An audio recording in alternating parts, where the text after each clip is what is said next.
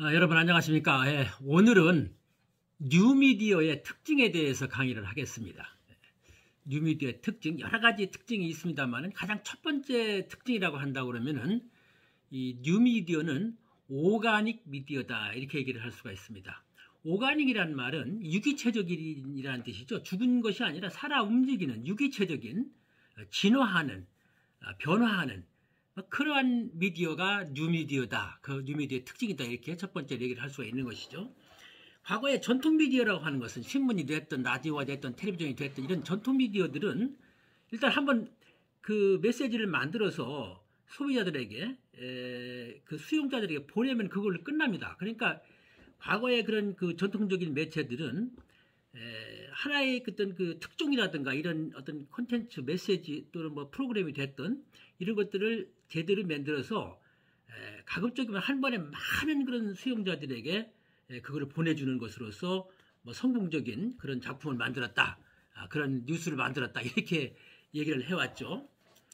그러니까 일대 다죠. 일대 다 하나의 그런 그 매체에서 하나의 그 커뮤니케이터가 하나의 그 언론이면 언론 이런 매체들이 많은 그런 독자들이라든가 또는 뭐 시청자들이라든가 뭐 청취자들한테 이런 그 뭐 신문이면 신문 뭐 이 청취자들을 많이 확보하는 그것으로 목적으로 이제 끝나는데 일단 한 번에 그걸 많이 만들어야 되기 때문에 한 일방적이죠. 일방적이고 일정 부분 어떤 그 통제된 그런 특성을 가지고 있다 이렇게 얘기를 할 수가 있습니다.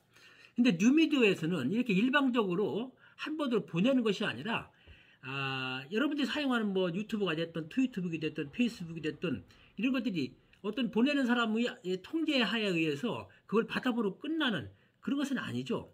뉴미디어라는 것은 여러 가지 그 통제되지 않고 이게 공개가 되고 공유가 되면서부터 사용자들을 여러 사람을 거칠수록 더 그 풍부한 내용이 담긴 그런 콘텐츠로 진화를 하게 되는 것이죠. 이렇게 유기적으로 진화하는 그런 네트워크 기반의 미디어가 바로 뉴미디어다 이렇게 얘기를 할 수가 있습니다. 그러니까 뉴미디어는 이렇게 그 대중매체와 같은 과거의 전통적인 그런 대중매체와 달리 이렇게 어떤 그 하나의 과정을 대단히 중요하게 생각을 하는 것이죠. 그냥 일방적으로 어떤 미디어를 만든 그 주체가 뭐 신문사가 됐든 방송사가 됐든 콘텐츠를 만들어서 보내버리고 마는 그런 것이 아니라 그 네트워크 관점에서 미디어를 보는 거예요. 뉴미디어는. 그래서 거기에 참여하는 여러 가지 그 모든 뭐 하여튼 그 제품을 만드는 사람 또는 사용하는 사람 정보를 제공하는 사람 광고주 마케터 모든 그런 미디어에 같이 사실 속에 있는 것들이 그 하나의 노드라고 보는데 하나의 말이라고 보는데 그런 모든 구성원들이 전부 다 그 콘텐츠를 더 진화시키는데 관여를 한다는 것이죠. 그러니까 서로 상호작용을 하면서 그 어떤 관계를 형성하느냐에 따라서 그런 그 가지고 있는 미디어가 가지고 있는 매체가 가지고 있는 또는 그런 콘텐츠가 가지고 있는 이런 특징들이 자꾸 진화하고 변한다는 것입니다. 그러니까 그런 이런 오가닉 미디어, 유기체적인 그런 미디어의 특징이라고 하는 것은 그런 콘텐츠가 전달되는 그 순간부터 더 중요한 의미를 진화하기 때문에 갖는다 이렇게 얘기를 할 수가 있는 겁니다. 그러니까 그 한 번 게재된 콘텐츠가 그 사람들의 활동에 따라서 끊임없이 연결되고 진화하는 그런 잠재성이 있기 때문에 그 순간부터 그 콘텐츠를 한번 일단 그냥 보내고 말면 끝나는 것이 아니라 그걸 받아보는 순간부터 더 진화할 수 있는 그런 여지가 있기 때문에 이런 그 오가닉 미디어라고 하는 것은 어떤 콘텐츠가 전달된 그 순간부터가 그 이유가 더 중요하다 이런 의미를 갖는다고 얘기를 할 수가 있겠죠. 그래서 하여튼 그 네트워크의 구성원들이 끊임없이 지속적으로 이 콘텐츠가 전달이 되면 거기 관심을 갖고 또 연결하고 그것을 또 변형시키고 자기 것으로 만들어서 다시 인터넷에 올려서 공유하고 막 이런 시스템을 하다 보니까 그것을 소비하고 연결하고 공유하고 하는 그런 재생산 행위가 지속해서 열리기 때문에 이 오가닉 미디어에서는 콘텐츠가 한번 전달되고 끝나는 것이 아니라 전달될 순간이 그 이유가 더 중요하다 이렇게 얘기를 하는 것이죠. 그래서 그 오가닉 이런 그 미디어 사용자들이라고 하는 것은 여러 가지 다양한 참여 방식을 통해서 이 콘텐츠를 성장시키는 그런 역할을 하고 있는 것입니다.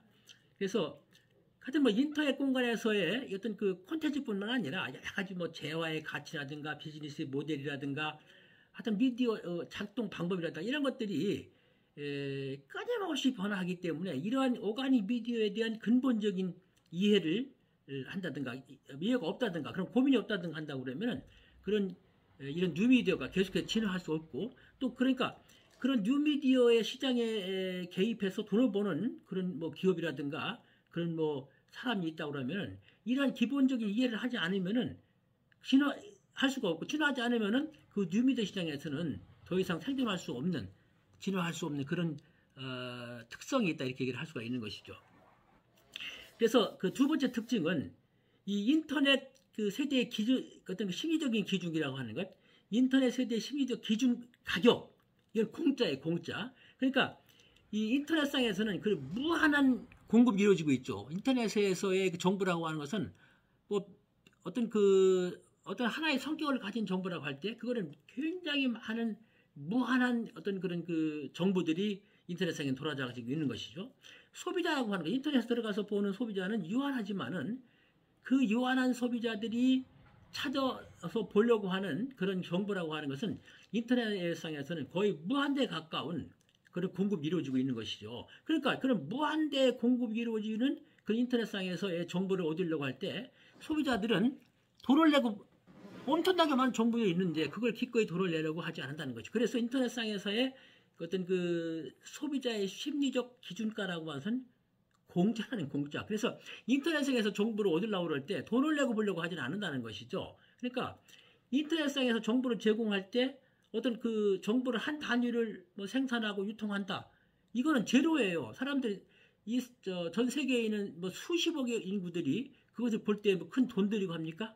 정보를 제공할 때도 한번 올려놓으면은 그것을 더 가공하는데 돈이 들어가지도 않고 그것을 보는데도 돈이 들어가지 않는다는 얘기죠. 따라서 스마트 기술이 이런 과거에는 불가능했던 엄청난 규모의 지식과 정보를 공유하고 유통하게 해주기 때문에 이러한 그런 그 인터넷 세상에서는 공짜라고 하는 것은 이런 소비자들의 심리적인 기준가가 공짜가 그 기준가가 된다 이렇게 할 수가 있는 것이죠. 그래서 인터넷 세대들은 모든 정보가 공짜여야 되고 그 다음에 굉장히 많은 정보가 돌아다니는데 그 중에서 제일 좋은 품질을 가진 것을 내가 선택하겠다. 그러니까 공짜로 그걸 얻으려고 하면서도 그 품질에 대한 기대치는 대단히 높은 그런 특성을 가지고 있다 이렇게 하는 것이죠. 그러니까 이런 심리적인 기대치 때문에 인터넷상에서 거래 비용에 달라 어떤 유료화를 시킨다고 그러면은 그거는 대단히 경쟁하기가 어렵죠. 그러니까 이런 공짜라고 하는 것은 비합리적인 소비를 조장을 합니다. 그러니까 이 아마존 그 인터넷 서점인 아마존의 얘기를 들어보면은 그 25달러 이상의 그런 그 도서를 구입할 경우에는 이 무료 배송을 한 적이 있어요. 그래 무료 배송을 하고 있어요. 그런데 과거에 프랑스는 1프랑, 그러니까 200원 정도의 어떤 그 무료 배송이 아니고 그 요금을 받았어요. 그랬더니 프랑스에서는 이게 다른 지역에서는 공짜로 해주니까 그 고객의 그 주문이 폭발을 했는데 프랑스에서는 거의 이 주문이 없었다는 얘기죠. 그래서 나중에 이거를 수정을 했어요. 프랑스에 수정을 하니까 이게 뭐 엄청나게 많은 그런 물량이 들어왔다고 하는 이런 것들이 인터넷상에서 소비자 심리라고 하는 것은 공짜다, 기준가 공짜다라는 것을 얘기를 할 수 있는 것이죠. 그러니까 어떤 다만 돈 얼마나 받는 걸까, 돈을 안 받는 것과 그 차이는 대단히 크다라는 것이죠. 그러니까 이게 한계 비용이 제로인 경우에 이 비용이 전혀 들지 않으니까 이런 그 인터넷상에서 어떤 런칭을 할 때, 무슨 뭐를 런칭을 할 때, 상품을 런칭을 할 때 그거를 한계 비용에 이 제로라는 원칙을 사용을 해가지고 공짜의 심리를 이용해야 된다는 것이죠. 그러니까 어떤 산업이든지 그 잠재적 경제자가 공짜라는 무기를 가지고 진입을 한다. 하여튼 이런 하나의 정보 경제의 원리를 생각하지 않으면은 그 기업은 이런 스마트 경제에서는 살아날 수가 없는 것이죠. 그러니까 신문, 텔레비전이 이런 전통 미디어들이 뭐 지금 우리가 쓰고 있는 여러 가지 인터넷이라든 상에서의 유튜브라든가 뭐 페이스북이라든가 구글이라든가 네이버 같은 뭐 이러한 그런 매체들한테 희생양이 된 것은 바로 이런 공짜를 원칙으로 하는 정보 경제에서의 원칙 때문에 그렇다 얘기를 할 수가 있게 되는 것이죠. 그러니까 오프라인 유통업체에서도 많은 그런 오프라인 업체들이 뭐 아마존이라든가 이베이라든가 이런 인터넷 기업에 의해서 많은 그런 희생된 그런 사례가 있는데 바로 이런 그 인터넷 경제의 특성상에 그렇다고 할 수 있는 것이죠. 그러니까 스마트 기술이 인터넷 스마트 기술이 닿는 곳에는 반드시 가격 혁명, 공짜 혁명이 일어날 수밖에 없는 것이고 거기에 적응하지 못한 기업은 도태될 수밖에 없다 이렇게 얘기를 할 수가 있는 것입니다. 그래서 그 인터넷 이 스마트 경제에서 가장 큰 특징이라고 한다고 하는 것은 굉장히 큰 규모죠. 엄청나게 큰 규모와 그리고 또 확장성, 스컬러빌리티라고 하는데 영어로는 이 확장성이 그 특징이라고 얘기를 할 수가 있는 것이죠. 여러분 뭐 거지가 있다 합시다. 돈을 구걸하는 거지가 있을 때 여러분들 그 거지한테 아마 1원짜리나 2원짜리 뭐 10원짜리 주면은 그 거지 아무리 거지지만은 그것도 받겠습니까? 욕도 먹을 거예요. 최소한 뭐 한 500원이나 돈 1,000원은 줘야 요즘에 그 거지들도 오프라인 상에서는 고맙다고 얘기를 할 것이지 그거 1원짜리 주면 받지도 않고 욕이나 얻어먹으면 다행이죠. 그러나 인터넷 경제상에서 이 1원이라고 하는 굉장히 큰 돈입니다. 그러니까 그 인터넷상에서 1원씩 적선을 받는다고 한번 생각을 해보세요. 그래서 이 오프라인 상에서 1,000원 안 주면은 그 거지한테도 욕을 얻어먹지만은 인터넷상에서 전 세계 수십억의 인구가 1원씩을 적칭한다고 30억이 그걸 본다고 그러면 30억 원입니다. 엄청나게 큰 돈이겠죠. 그러니까 인터넷 세상에서 돈을 버는 방식은 그런 방식으로 버는 거예요. 지금 구글이 한 그 연간 50조 원 이상은 돈을 벌고 있다는데 바로 이런 식으로 돈을 버는 것이죠. 그러니까 우리가 구글에 들어가서 한번 검색을 하려고 하면 한 50원씩 이걸 보태주는 그런 결과를 낳는다고 그럽니다. 그러니까 그런 검색을 위해서 구글에서는 하여튼 수십만 대의 컴퓨터들이 한 30조 개가 넘는 그런 웹페이지의 그 검색 세계를 만들고 있습니다. 그러면은 매달 전 세계 인구들이 한 1,000억 번이 넘는 그런 검색을 한다고 그래요. 그러니까 그러면은 아까 뭐 그 오프라인에서 1,000원씩 10명의 구글 해봐야 돈 만 원 벌지만은 이게 1원씩 이런 식으로 한 1억 명이 어떤 이 검색을 하게 된다고 그러면 1원씩만 된다고 그래도 1억 원이 되는 것이죠. 그래서 인터넷 경제상에서는 이렇게 큰 규모가 있다고 하는 것, 이거 대단히 큰 것이죠. 그러니까 이 스마트 경제에서의 법칙이라고 한다고 그러면은 어떤 거기에서 적응하는 기업들, 거기서 성공한 기업들은 이런 그런 큰 규모의 확장성을 가지고 그것을 응용을 했기 때문에 성공을 했다 이렇게 할 수가 있는 것이죠. 그러니까 거의 무한대에 가까운 그런 그 정보를 가지고 거기에 거의 0에 가까운 0은 아니에요. 0은 0.001이라 하더라도 거의 무한대를 곱해버리면은 엄청나게 큰 숫자가 나오는 이것이 바로 스마트 경제의 법칙이다 이렇게 할 수가 있는 것이죠. 그래서 스마트 경제에서는 아무리 작다 하더라도 그 하찮은 가치를 가했다 하더라도 거기에 곱하기 무한대에 가까운 것을 곱함으로 인해서 엄청난 그런 확장성을 가지고 있음으로 인해서 세상에 깜짝 놀랄 만한 그런 서비스를 만들어낼 수가 있는 것이죠. 자, 그 다음에 특징은 이 뉴미디어의 특징이라고 하는 것은 컨버전스 문화를 만들어내는 것입니다. 또 컨버전스 문화에 또 뉴미디어가 가지고 있는 여러 가지 특징들을 한번 살펴볼 필요가 있습니다. 그래서 그러면 컨버전스 문화가 어떻게 해서 생기느냐? 가장 그 컨버전스 문화를 만드는 것은 디지털 기술이죠. 디지털 기술. 그래서 그 컨버전스라는 말 자체가 여러 가지 종류의 어떤 어떤 문화가 됐던 기술이 됐던 어떤 뭐 제품이 됐던 그런 것들을 하나로 합쳐지는 것이 컨버전스죠. 융합이라고 하죠. 융합이라고 그러는데, 그러니까 이런 여러 가지 기술들이 융합을 하면서 원래 개별적으로 가지고 있던 기술 그것보다는 새로운 기술들, 새로운 특성과 기술들이 나타나면서부터 새로운 컨버전스, 융합형 문화가 탄생을 하는 겁니다. 그러니까 디지털 기술이 매개가 돼서 컴퓨터라든가 가전이라든가 통신기기라든가 이런 것들이 결합하기도 하고 또는 IT, 그 인포메이션 테크놀로지죠. 정보통신기술, 그 다음에 CT, 컬처 테크놀로지, 또 문화 콘텐츠 기술, BT, 바이오 테크놀로지, 그러니까 생명공학이죠. 그 다음에 NT, 나노 테크놀로지, 나노 기술, 이러한 신기술들이 서로 융합을 하면서 서로 경계가, 산업 간의 경계를 허물어뜨리면서 새로운 융합 문화를 생성을 하게 되는 겁니다.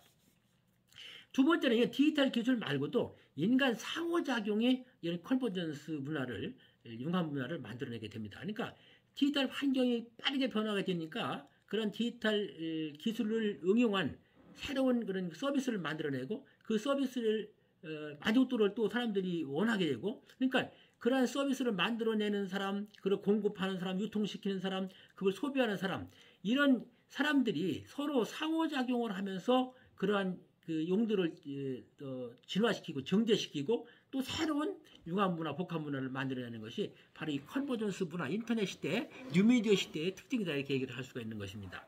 그래서 그러니까 바로 그 얘기 다시 말하자면 이 디지털 기술뿐만 아니라 사람의 상호작용에 의해서도 이러한 컨버전스 문화가 발생한다, 이렇게 얘기를 할 수가 있는 것입니다. 즉 사람들과의 그 상호작용에 의해서 새로운 어떤 그 보다 편리하고 보다 가치 있는 것들을 만들어내도록 원하게 되고, 그것을 또 보급해주기 위해서 공급자들이 거기에 또 어떤 그런 그 상호작용을 하게 되고, 그래서 어떤 디지털 기술, 이런 상호작용, 이런 것들이 어떤 거기에 참여하는 어떤 생산자인 미디어 기업, 그리고 참여 문화, 그 문화를 만드는 소비자들의 힘, 이런 것들이 콘텐츠라고 하는 것을 매개로 해서 서로 복잡하게 상호작용을 하면서 미디어의 컨버전스를 만들어낸다. 미디어, 융합 미디어를 만들어낸다. 이렇게 설명을 할 수가 있겠죠.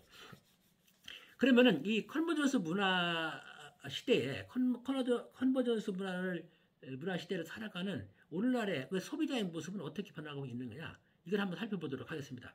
첫 번째는 이 컨버전스 문화 시대를 살아가는 소비자들은 관찰 미디어 소비자가 아니라 참여 미디어 소비자로 변모를 하게 되죠. 그러니까 디지털 어떤 그 컨버전스 문화를 이끌어가는 것은 그건 당연히 사람이죠. 이용자들이죠. 근데 그 이용자들이 서로 다수가 참여하면서 서로 협력하고 때로는 경쟁하면서 새로운 지적 능력인 집단 지성이라고 하는 것을 창출하게 됩니다. 그래서 이런 그러니까 어떤 그 컨버전스 문화 시대의 과거의 전통 그 미디어 시대에 어떤 관찰하고 그것을 뭐 관찰 소비자에 한다고 그러면은 이러한 컨버전스 문화에서의 그 소비자들은 적극적으로 어떤 그 참여 소비자이다. 그러니까 미디어 소비 형태도 변화를 하게 되는 것인데, 그래서 컨버전스 문화의 소비자는 단순히 그거를 뭐 시청하고 뭐 검색해보고 그런 정도로 그치는 것이 아니고 적극적으로 활용하게 됩니다. 여러분들과 같은 뭐 학생들이라든가 뭐 청소년들도 어떤 숙제를 한다고 그래요. 어떤 숙제를 할 때 보통 너댓게 여러분들도 과제를 할 때도 마찬가지입니다만은 웹사이트를 전부 뒤질 거예요. 뒤지고 거기서 막 이렇게도 만들어보고 저렇게도 만들어보고 그걸 응용해서 하나의 뭐 검색만 하는 것이 아니라 그걸 가지고 논다. 뒤지고 논다. 가지고 논다. 뭐 이렇게 얘기를 할 수가 있겠죠. 뭐 웹을 스캔하기도 하고 mp3 파일을 다운받고 친구하고 채팅하고 메일로 답장도 하고, 그런가 하면 드라마 팬들은 또 드라마 어떤 대화를 추천하고 에피소드를 요약하고 또 팬픽션 동영상을 만들어서 뭐 인터넷을 통해서 올려버리면 전 세계의 그런 애호가들하고 같이 그걸 공유하고 뭐 이런 역할을 하는, 이런 적극적인 소비자들의 역할을 할 수가 있겠죠.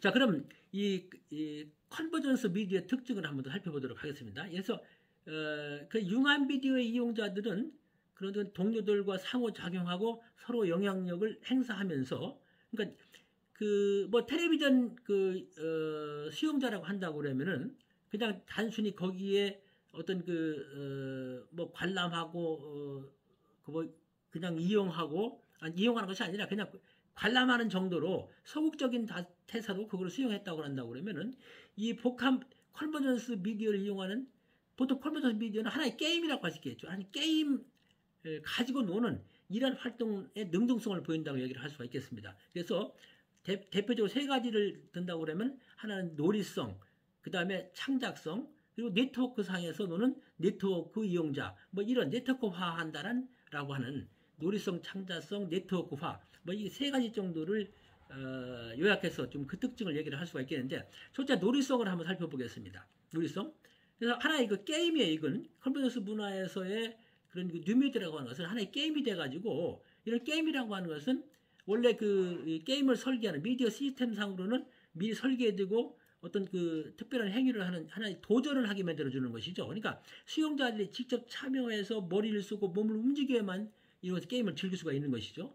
그러므로 해서 이런 그 융합 미디어의 시스템하고 또 수용자들이 서로 상호작용을 해가면서 그런 게임을 하게 되는데, 그러니까 그 이 게임에 참여하는 수용자들은 여러 사람이 참여한다고 그러면 그 각자가 참여자가 돼서 어떤 게임의 그 텍스트를 새로운 게임으로 재구성해가는 그런 놀이를 즐길 수 있는 것이죠. 굉장히 능동적으로 그 게임에 참여를 하기 때문에 그런 결과를 가져온다고 얘기를 할 수가 있습니다. 두 번째는 창작성입니다. 크리에이티비티죠.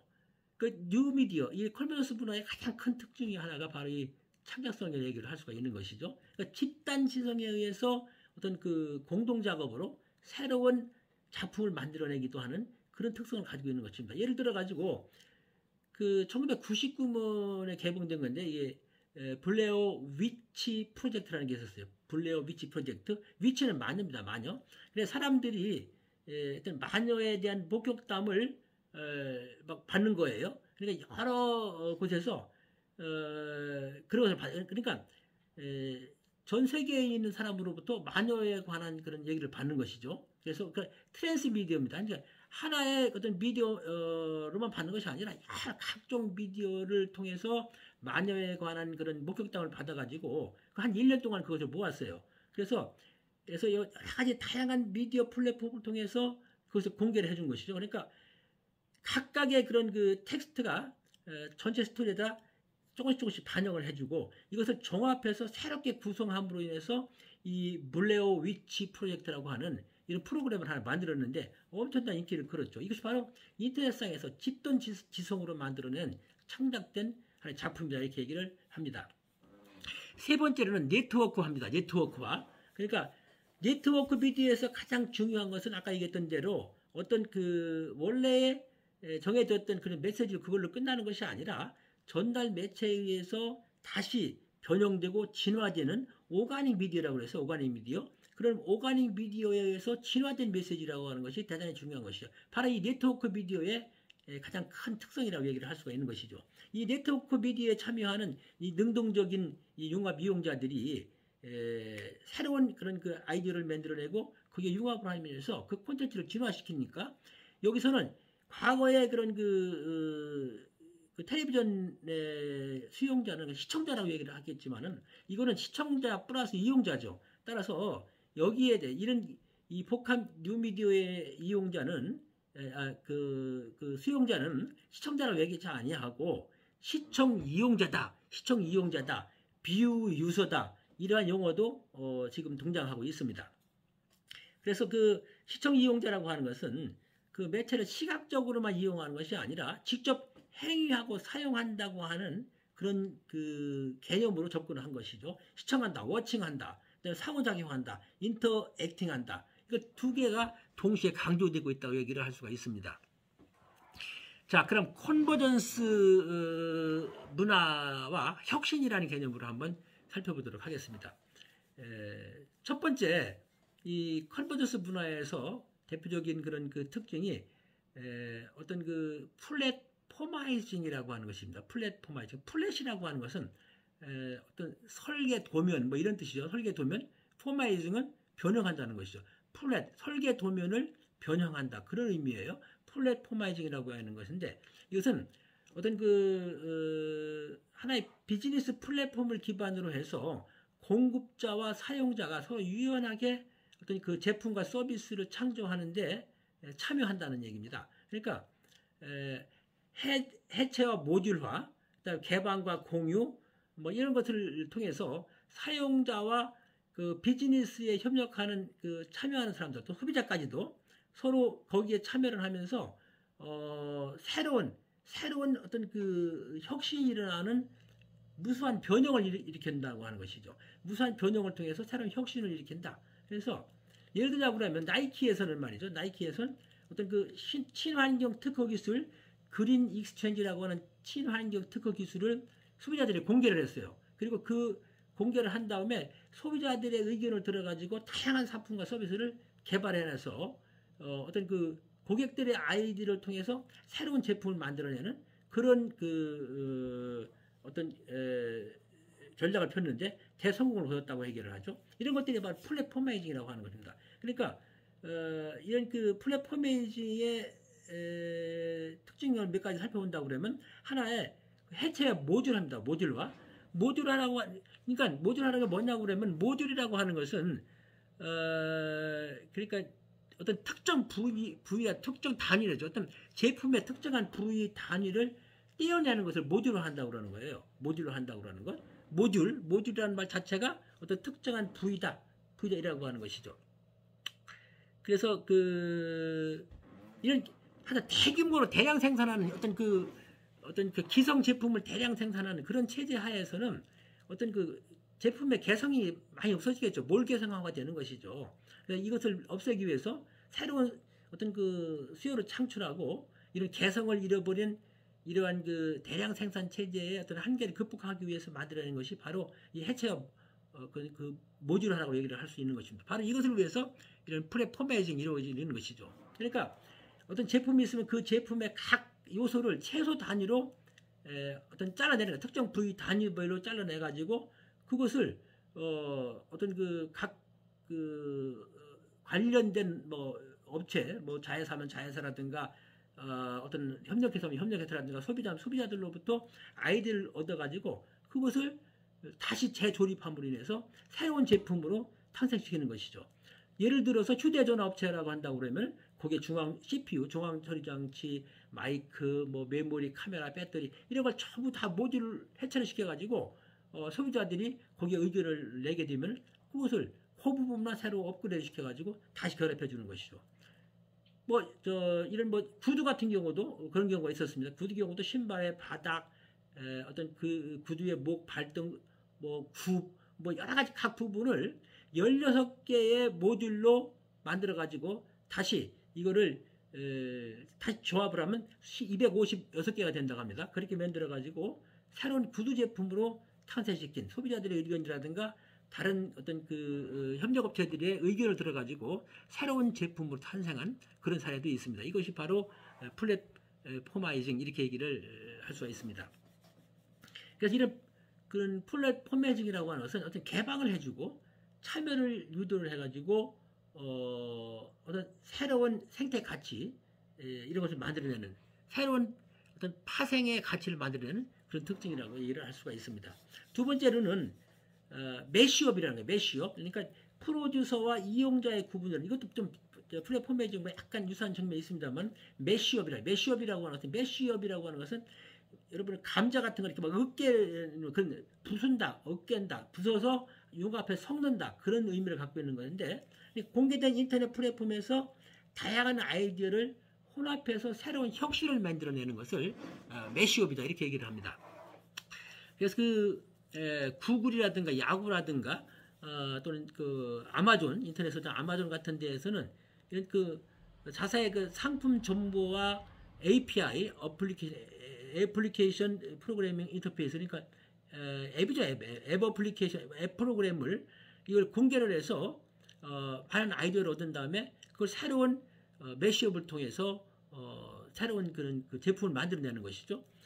그걸 최초의 매시업이라고 하는 것은 레드 매허가 이 구글이라는 지도를 해킹해가지고 부동산 정보와 조합을 했어요. 조합을 해가지고 housingmap.com을 만든 게 최초의 매시업이라고 합니다. 이후에 이 구글은 housingmaps.com이 나온 2달 후에 이 혼합 서비스 확장 가능성을 높이 평가해서 이걸 API로 공개를 했습니다. 그래서 이러한 매시업 사례라고 하는 것은 이 범죄 통계 정보라든가 허리케인 정보라든가 주유소 가격 정보라든가 온천 정보라든가 UFO 목격담이라든가 뭐 영화관, 위시정보 등 이런 것으로 다양하게 활용되고 있는 사례를 우리가 들 수가 있습니다. 자, 그다음에 이 컨버전스 문화 시대의 미디어의 특징이라고 하는 것은 이런 동기화된 삶 속을 우리가 살 수가 있다는 것이다. 동기화된 삶이라는 건 뭐냐? 우리의 삶과 모바일 단말기가 인터넷상으로 연결돼서 하나가 된다는 거예요. 하나가 되어 있다. 그러니까 동기화 싱크로나이제이션이라고 하는 것이 싱크로나이제이션이라는 것이 시간 크로노와 같이 한다, 싱크한다. 이것을 또 합쳐가지고 싱크로나이제이션이라고 하는데 우리 인간들의 모바일을 사용하는 모든 사용자들의 그 인간적인 삶이 무슨 온라인으로 동기화 싱크로나이즈 됐다는 것이죠. 싱크로나이즈 됐어요. 그래서 우리 모바일 단말기와 인터넷 그리고 클라우드 컴퓨팅을 통해 가지고 우리들의 살아가는 시간과 어떤 데이터라든가 이런 것들이 전부 싱크로나이즈가 되어 있다. 동기화가 되어 있다는 것이죠. 그래서 우리의 삶이 이런 인터넷과 함께 컴퓨터와 함께 클라우드 컴퓨터와 함께 지속적인 그런 경험 그런 것들이 어떤 그 증강된 정체성으로 특징화되고 있다. 이렇게 얘기를 하는 겁니다. 그래서 바로 우리의 인간 삶이 싱크로나이징 되는 거, 라이프 싱킹의 핵심이라고 하는 것은 모바일 단말기죠. 우리가 여러분이 사용하는 스마트폰 같은 것들이 대표적인 얘기를 할 수가 있겠습니다만은 여러분이 사용하는 그 스마트폰은 여러분의 분신이라고 얘기를 할 수가 있겠죠. 그래서 여러분들의 어떤 일상적인 모든 행동을 기록하고 개인적인 어떤 히스토리, 개인적인 역사 이런 것들을 만들어주는 거예요. 내가 가지고 있는 여러 가지 데이터뿐만 아니라 내가 가지고 있는 감성, 취향 이런 것들도 이런 모바일이 다 반영을 해주죠. 컴퓨터가 다 알아서 나의 감성과 취향 같은 것도 다 반영을 해주는 겁니다. 그래서 어디서나 우리가 최상의 상태를 유지할 수 있도록 도와주는 그런 역할을 하는 것이죠. 바로 이것이 바로 라이프 싱킹 때문에 그런 것이죠. 그래서 바로 이런 동기화를 통해서 개인화가 이루어지는 것이죠. 그래서 이런 모바일을 사용하는 그런 사람들은 언제 어디서나 이런 단말기나 컴퓨터의 도움에 의해서 내가 좋아하는, 내가 가지고 있는, 나의 고유한 그런 데이터와 접속이 된다는 겁니다. 그러니까 내가 가지고 있는 취향, 관심사, 환경 이런 것들을 종합해줘서 그런 컴퓨터가 이루어지는 것이죠. 내가 원하는 콘텐츠 서비스에 자동적으로 업데이트가 되고 자동으로 올라가고 또 여러 가지고 페이스북에서 뭐 친구 추천을 한다. 그럴 때 내가 하나씩 다 찾아가지고 친구를 업데이트하는 것이 아니라 다 찾아주죠. 여러분들 페이스북에 들어가게 되면은 그러니까 내 자신과 다른 친구들의 정보를 기반으로 해가지고 내가 고등학교 동창이다, 대학 동창이다, 또 나하고 이런 취미를 같이 한다 할 때는 이런 페이스북에서 자동으로 다 업데이트 해주는 게 바로 이게 어떤 동기화를 통한 개인화가 이루어졌기 때문에 이게 가능하다는 얘기죠. 그래서 이런 추천을 통해 가지고 사용자들의 취향과 개성을 적극적으로 반영을 해서 어떤 그런 선택의 폭을 넓히면서도 우리가 그걸 결정하는데 아주 시간이 많이 걸리지 않게 최소화시켜주는 그런 것을 가능하게 해줍니다. 그래서 또 이 크라우딩 서비스에 의해서 이음새 없는 경험을 계속해서 유지를 해주게 되는 것이죠. 그러니까 크라우드라고 하는 것은 컴퓨터 통신망이 구름과 같이 좌우 위에 있어서 보이지는 않지만은 그 내부에 복잡한 내용 알 것도 없이 언제든지 우리가 원하는 작업을 할 수 있도록 해주는 것이 바로 이 크라우딩 서비스죠. 그래서 그런 우리의 동일한 체험들이 인터넷이 연결된 어디서나 보장이 되는 것이죠. 그래서 우리는 회사에서 할 작업들을 집으로 노트북으로 가져와서 할 수도 있고 또 웹에서 수정한 메일과 연락처 정보는 휴대전화에서도 다 그대로 적용이 되고 있고 여러분들이 mp3 플레이어 듣던 음악은 컴퓨터에나 차 안에 들을 수도 있고 거실에서 오디오로 들을 수도 있고 하여튼 사용자가 어디서든 소셜 네트워크 서비스 단말기에 분야와 관계없이 이음새 없는 통일한 그런 경험을 유지할 수 있도록 해주는 것, 어떤 환경에도 구애받지 않게 해주는 이러한 것들이 바로 크라우딩 서비스에 의해서 이음새 없는 우리의 경험이 유지되는 그런 삶을 살 수 있다 이렇게 얘기를 할 수 있는 것이죠. 자, 그 다음은 트랜스 미디어 스토리텔링에 대해서 한번 얘기를 하겠습니다. 그래서 하나의 어떤 스토리, 하나의 어떤 콘텐츠가 이런 디지털 환경에서 여러 개의 미디어 플랫폼을 통해서 전달되는 것을 우리는 트랜스미디어 스토리텔링이라고 합니다. 그러니까 디지털 컨버전스 시대에는 그전에는 없었던 그러니까 새로운 그런 모습으로 등장한 텍스트 유통 관습이고 새로운 미디어 경험 양식이 바로 이런 트랜스미디어 스토리텔링이다 이렇게 얘기를 할 수 있는데 이런 것들은 기술적인 융합, 사회적인 융합, 문화적인 융합 근로적인 융합이라고 하는 것을 배태하게 됩니다. 그래서 기술적인 융합, 테크놀로지 컨버전스라고 하는 것을 테크니컬 컨버전스라고 하는 기술적 융합을 한번 살펴본다고 그러면 미디어들이 디지털 기술에 의해서 전환되고 통합되는 이런 기술적인 융합으로 인해서 어떤 동일한 콘텐츠들이 다양한 플랫폼에서 유통될 수 있는 그런 시대가 됐죠. 두 번째는 사회적 융합 또는 그 유기적인 융합입니다. 소시얼 컨버전스 또는 오가닉 컨버전스 이렇게 얘기를 할 수가 있겠는데, 소비자들이 디지털 환경에서 여러 개의 플랫폼을 들나들면서 자유롭게 정보를 검색을 하고 활용을 하면서 자연스럽게 사회적이고 유기적인 융합을 이렇게 되는 그런 상태를 얘기를 합니다. 세 번째는 문화적인 융합입니다. cultural convergence. 그러니까 미디어의 기술, 미디어의 산업, 미디어 소비자, 생산자 등이 서로 연계되면서 새로운 창의성이 만들어지고 있는 것이죠. 그래서 이를 통해서 참여를 근간으로 하는 새로운 민속 문화가 형성이 되고 동일한 이야기가 여러 플랫폼에서 전개되는 그런 현상을 우리는 트랜스미디어 현상이라고 하는데, 이것이 나타나는 겁니다. 그런가 하면은 글로벌 융합 현상이 일어납니다. 글로벌 컨버전스죠. 그러니까 음악이라든가 영화라든가 텔레비전 이런 프로그램들이 어떤 국제적으로 유통이 되니까 여러 가지 미디어 콘텐츠들이 국제적으로 유통이 되면서 문화적으로도 이제 홍합이 되는 거죠. 그래서 하나의 하이브리드 문화가 형성되는 거예요. 하이브리드가 뭡니까? 잡종이죠. 이것과 저것이 섞여가지고 일어나는 하이브리드 문화가 전 세계적으로 일어나는 글로벌 통합, 글로벌 융합 현상이 일어나고 있습니다. 자, 이제 이번에는 협력적 경쟁과 협력적 소비, 이 공유 경제를 얘기하는 겁니다. 협력적으로 경쟁하고 협력적으로 소비하는 이런 현상을 한번 알아보도록 하겠습니다. 협력적 경쟁입니다. 이제는 상대가 죽어야 내가 산다고 하는 제로섬 게임 시대가 아닙니다. 이건 국제적으로도 마찬가지입니다. 모두가 같이 더불어 살아가는 플러스 섬이에요. 제로섬이 아니라 플러스 섬 시대가 이제 도래를 하게 된 겁니다.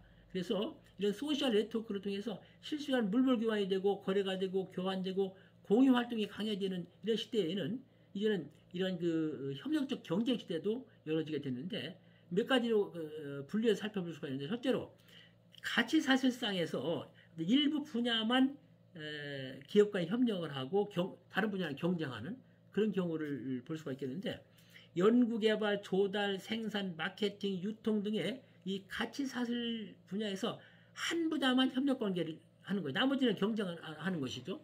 두 번째는 이 시장의 분할상에서 기업 간 협력 경쟁하는 그런 경우를 들 수가 있는데, 일본 도시바라고 하는 기업을 보면은 이 도시바는 미국 시장에서는 웨스팅하우스라든가 AT&T와 협력을 하면서 유럽 시장에서는 또 올리베티, 지멘스와 또 협력을 합니다. 이렇게 협력을 시장 분할상에서 또 하는 그런 경우도 있고, 세 번째는 제품이나 사업 분야에서 기업 간 협력하고 경쟁하는 경우입니다. 어떤 특정 제품이나 사업에 대해서만 합작 공장을 설립하는 데 협력을 하고 그 외 사업 분야에서는 경쟁 관계를 이루는 것이죠. 푸조의 모회사 PSA라고 하는 자동차 회사는 이 BMW 그룹하고 전기차 개발을 위해서 많은 돈을 투자를 해가지고 합작회사를 설립했습니다. 그런가 하면은 푸조의 다른 계열사 시트로엥이라고 하는 그 자동차 회사에서는 일본 도요타와 소형차를 공동 개발을 해가지고 여러 가지 소형차 개발을 모델을 생산해서 판매를 하고 있는 그런 측면을 볼 수가 있는 것이죠. 자, 협력적 경쟁에 이어서 이번에는 협력적 소비에 대해서 한번 알아보도록 하겠습니다. 협력적 소비. 협력적 소비의 특징이라고 하는 것은 첫 번째로 이런 재분배 시장을 통해서 친환경적 소비 환경을 만들어낸다는 것이라고 할 수 있습니다. 그러니까 스왑트빌이라고 해서 스왑트리. 그러니까 중고 물품을 필요하지 않은 사람한테서 구해가지고 그것이 필요한 사람한테 이전시키는 것입니다. 그런가 하면 5R이라고 하죠. 또 리듀스, 감축시키고, 또 리유스, 다시 사용하고, 리사이클, 다시 순환시키고, 또 리페어, 수선하고, 또 리디스트리뷰션, 다시 재분배하고, 이러한 5R이라고 하는 것은 그런 협력적 소비를 통해 가지고 친환경적인 환경을 만들어내는 것이 특징이라고 얘기를 할 수가 있습니다. 두 번째 특징이라고 하는 것은 이 협력 소비라고 하는 것이 합리적 생활 방식을 만든다는 것입니다. 그래서 이 돈과 기술, 시간 등의 이런 자원을 제공하고 서로 공유해 주는 것으로서 뭐 예를 들자고 그러면 어떤 그 카우치 서핑이라는 게 있죠. 카우치 서핑. 현지인의 도움을 받아가지고 무료 숙박을 한다든가 무료 가이드를 해준다든가 이런 비영리 커뮤니티를 만드는 것이 그 특징이 하나일 수가 있고, 다른 예를 든다고 그러면 타임뱅크라고 했죠. 타임뱅크. 어떤 특정 기술 서비스를 제공하고 그 시간만큼 타인의 도움을 요청할 수 있는 뭐 그런 형태의 현대적 소비라고 하는 것이죠. 그래서 이런 현대적 소비라고 하는 것의 특징의 세 번째라고 하는 것은 어떤 효율적인 제품 서비스 시스템을 구축한다는 것입니다. 그래서 상품을 직접 그걸 사가지고 소유할 필요가 없죠. 그걸 필요할 필요 없이 소용한 데에서만 그 부분만 대가를 지불하고 그걸 사용할 수가 있는 것이죠. 그래서 뭐 예를 들자고 그러면 뭐 애기용품이라든가 무슨 뭐 특별한 그 어떤 뭐 생활에 쓰는 뭐 공구 패션까지 다양한 그런 제품을 주로 내가 직접 살 필요 없이 그거를 사용하고 사용한 부분에 대해서만 대가를 지불하는 그런 형식으로 인해서 어떤 그 합리적인 효율적인 이 어떤 그 서비스 시스템을 구축할 수 있다. 이런 얘기를 할 수가 있는 것입니다.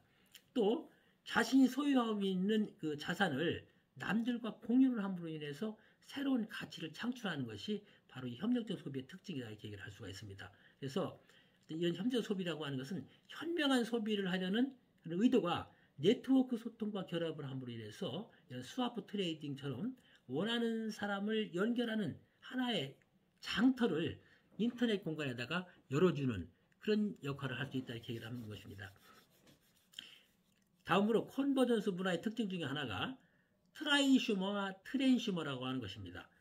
트라이슈머라고 하는 것은 트라이, 시도하다, 시도하다라고 하는 그 단어와 컨슈머라고 하는 그 소비자라고 하는 단어, 이 두 개가 결합해서 새로운 서비스나 제품을 직접 경험하기를 원하는 그런 그 체험적 소비자를 이 트라이슈머다 이렇게 얘기를 할 수 있습니다. 그래서 뭐 여러 가지 무슨 뭐 제품을 시제품을 만들었을 때 그거를 한번 좀 원하는 사람한테 사용하도록 만들어 가지고 그것의 장단점을 한번 살펴보도록 하는 그런 기업들이 굉장히 많죠. 그래서 뭐 게임 업계라든가 이동통신이라든가 포털 사이트라든가 뭐 이런 것들도 정식 오픈하기 전에 이런 메타 서비스를 통해 가지고 그 제품의 어떤 효율성이라든가 어떤 그 전망 같은 거 뭐 이런 것을 살펴보도록 하는 것이 지금 아주 유행어가 되고 있죠. 트랜슈머라고 하는 것은 트랜스포테이션과 컨슈머를 합친 겁니다. 그러니까 트랜스포테이션 교통이죠. 교통 소비. 그러니까 이동하면서 소비하는 그런 세대들이 굉장히 많아짐에 따라서 인터넷과 모바일 기술을 통해서 이동 중에 어떤 그 재화 용역을 구입하려는 그런 소비자들을 겨냥을 해가지고 이런 트랜슈머 정책을 많이 핍니다.